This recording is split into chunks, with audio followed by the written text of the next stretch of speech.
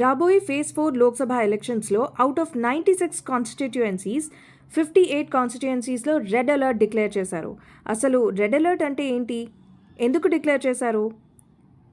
ఒక కాన్స్టిట్యుయెన్సీలో 3 కన్నా ఎక్కువ కంటెస్టింగ్ క్యాండిడేట్స్ మీద క్రిమినల్ కేసెస్ ఉంటే అలాంటి కాన్స్టిట్యుయెన్సీస్లో రెడ్ అలర్ట్ డిక్లేర్ చేస్తారు.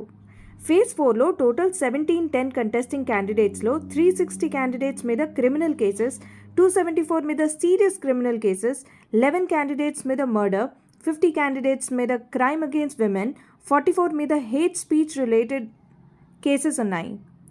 టోటల్ 739 క్యాండిడేట్స్ మీద ఏదో ఒక విధంగా కేసు ఉంది. ఓట్ చేసేటప్పుడు ఎవరికి ఓట్ చేస్తున్నారో తెలుసుకోండి. మీ ఓట్ని జాగ్రత్తగా ఉపయోగించుకోండి.